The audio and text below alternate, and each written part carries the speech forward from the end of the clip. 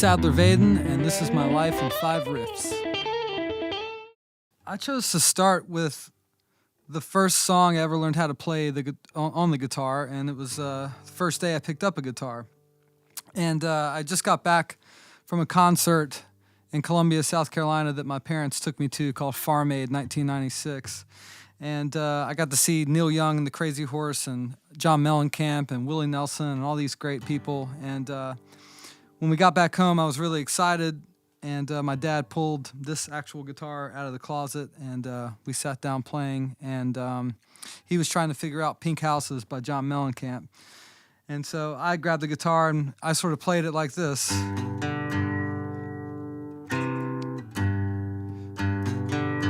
Which is a very Mel Bay guitar book way of playing it. And as I started playing guitar more years down the road, I figured out that it actually went like this.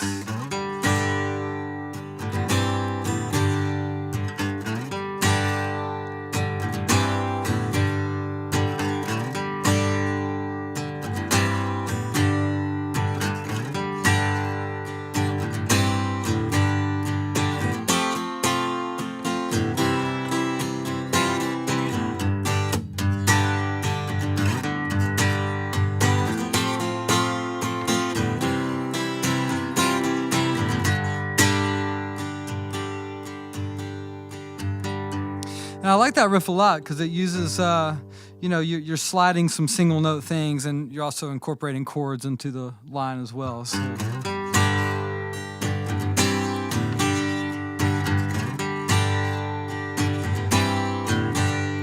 And you could also play it in open G by tuning the A string down the G, which they may do that on the recording.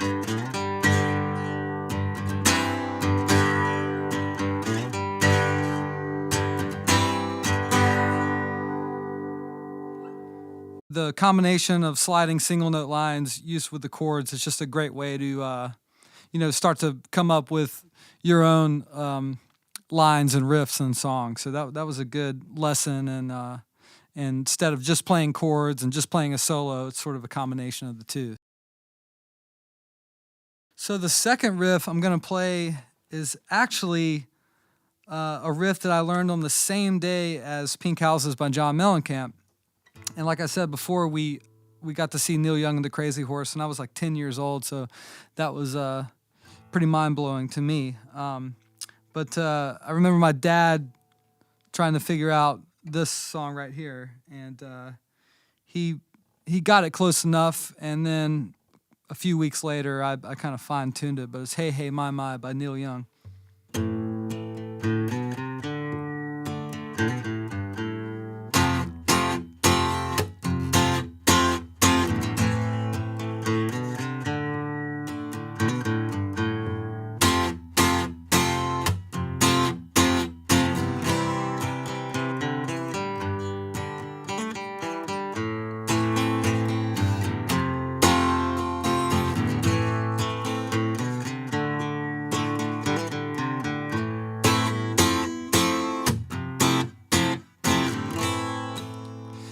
And that was a big step for me because it got me out of just playing G, C, and D. It got me playing minor chords, got me playing a full F chord.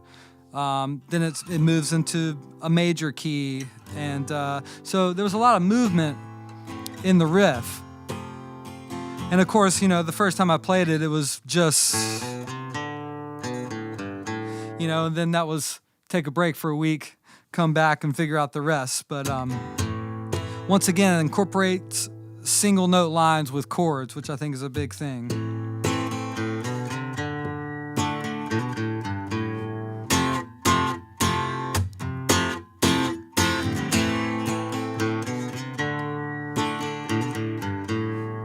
F major 7-2, which was a brand new chord.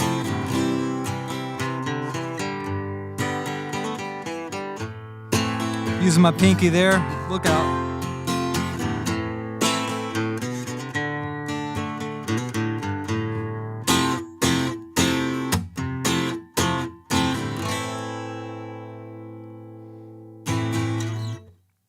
This was actually my father's guitar that I didn't know he had until he pulled it out of the closet one day, and I was like, where did that come from? But this is a Yamaha FG 180, and it's a good one when it has the orangish red label inside, and I believe Elliott Smith played one of these or a few of these. They're just really well made, and they have a great sound to them. This guitar actually sat in a Jason Isbell 400 unit exhibit in the Country Music Hall of Fame for about 2 years.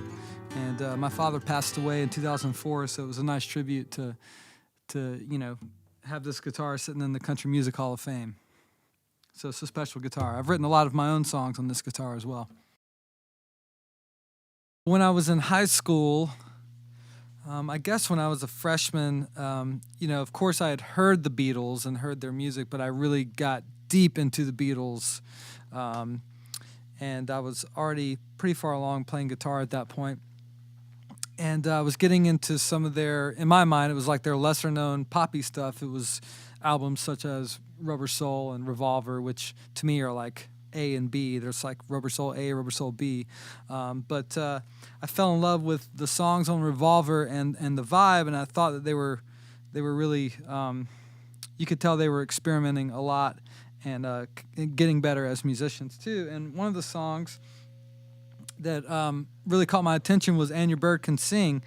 And I had a book called The Beatles Complete Scores, and I looked up the tab in that book. It might be triple tracked, but I figured out the double tracked part and tried to do it all at once.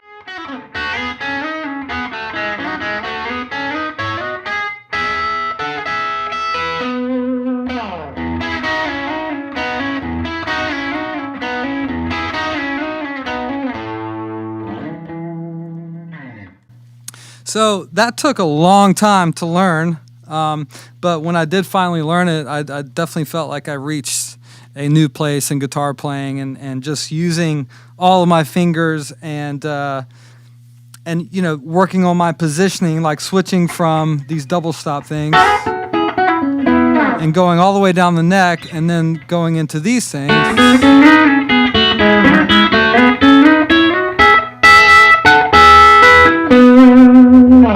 So that really took my playing to another level, and I would use voicings like that in other songs, those kind of things. So hats off to George for figuring out that musical excellence. The most challenging part of learning that song was switching my fingering technique from notes that are close together here, also location on the fretboard, like going from all the way down here and then sort of skipping strings and changing the fingering into this position.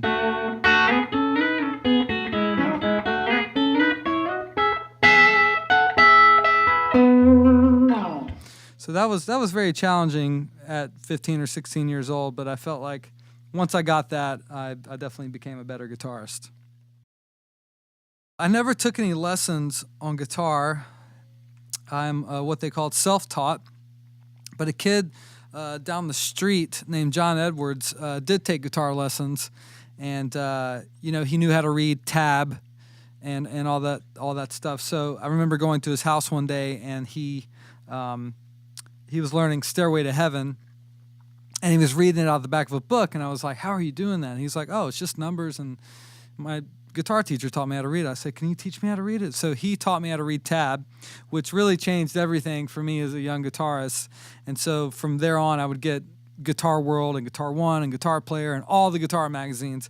And I was a big fan of AC/DC, as most young guitarists are when you're starting out.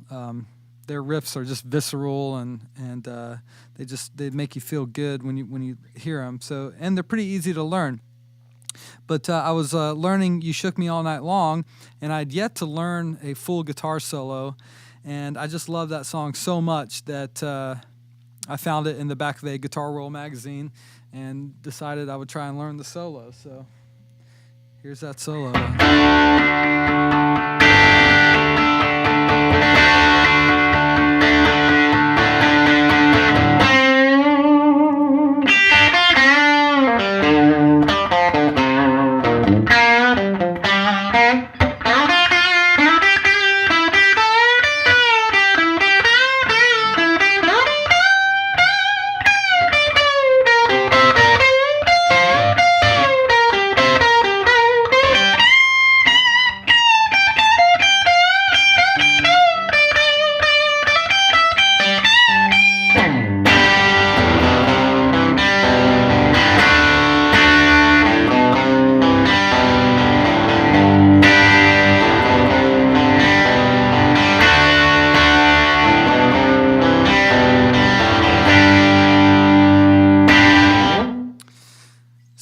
that solo a lot because it really has a lot of things for a guitar player to know. It's mixing major and minor scales. It makes good use of the fretboard. Starting down here, sort of out of the Chuck Berry thing, and then it goes minor pentatonic. Here's where it goes in the major. Minor.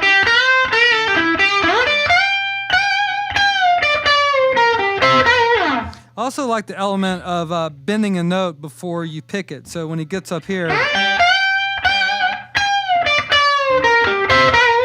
which is a really great technique to have. And of course, then you got some high notes.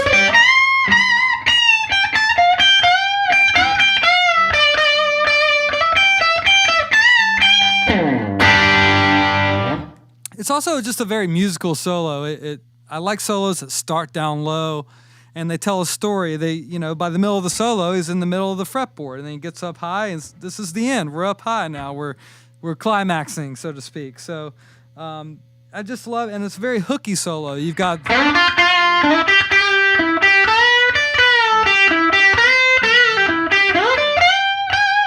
and then he ends strong with a kind of very happy major lick. So that just I was really proud to learn that as my first guitar solo, and I probably didn't play it that good, or maybe I played it better than just now, but I remember my dad going, "That's pretty good. Take a break for an hour and then go back." And that was always the thing. I would get frustrated, and he would say, "Just put it down and walk away from it, come back, pick it up," and I would always nail whatever I was working on when I picked it up again. My next riff is a riff written by Pete Townshend, and The Who is one of my all-time favorite rock bands, and Pete is one of my favorite songwriters and guitarists, because I liked how he wasn't necessarily a soloist, like lead guitarist, because he had John Entwistle in the band who played basically lead bass, and he had Keith Moon, drumming all over the place. So Pete sort of had to stick with big chords and rhythm guitar. One riff that I learned that really, I learned some different, chord shapes and things like that, was Substitute by The Who. And it's out of the D shape here with the open string and the open D ringing out, which is a very Townshend approach. And it goes like this.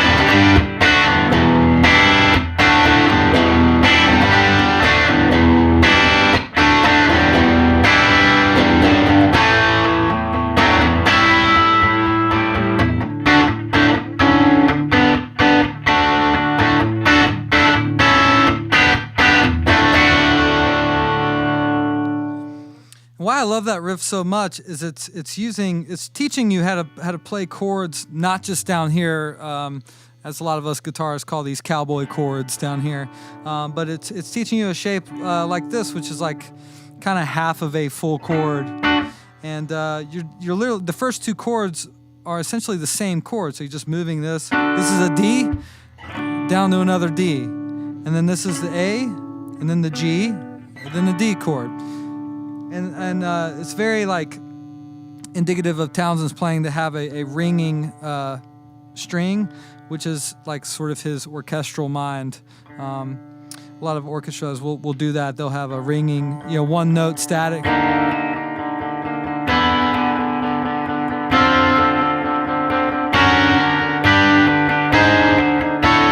So he liked to use that a lot, incorporate the ringing string. So yeah, so.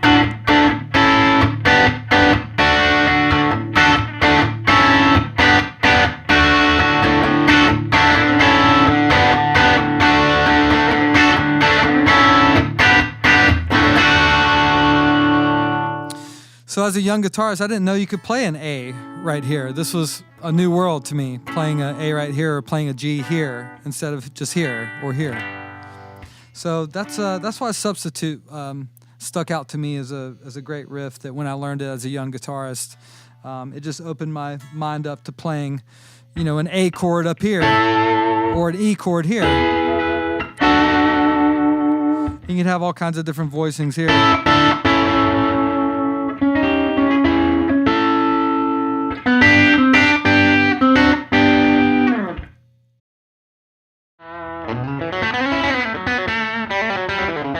Hey, I'm Sadler Vaden, and this has been my life in 5 riffs.